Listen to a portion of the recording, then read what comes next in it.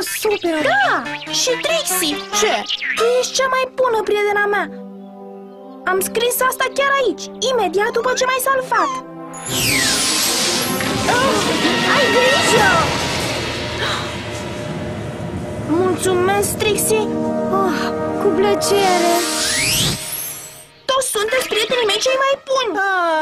Hai să ne îmbrățișăm!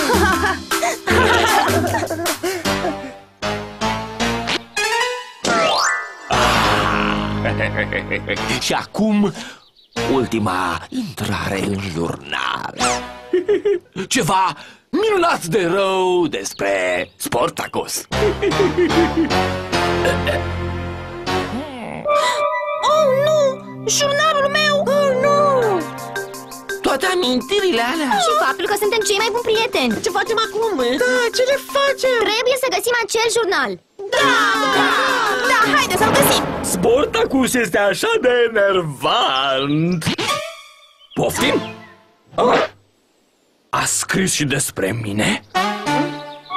Lui Robbie îi plac mult prăjiturile. Câteodată face lucruri amuzante. Într-una din zilele astea voi fi... Iar alteori vrea doar să se relaxeze.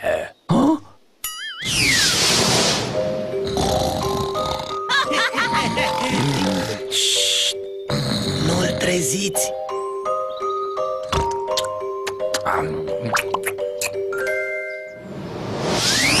Dar cel mai adesea este un mare sentimentalist.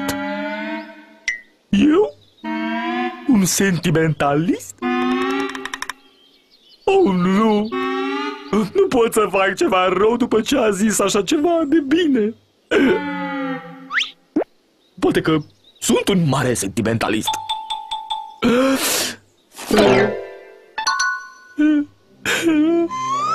L-am găsit! Oh, jurnalul meu! Poftim, micuțo! Ia spune-te, vei scrie ceva frumos despre mine acum că ai găsit jurnalul?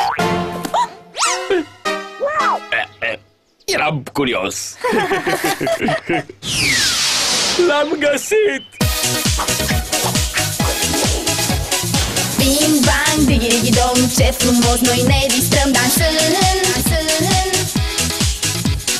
Bing bang, diggy-diggy-dong.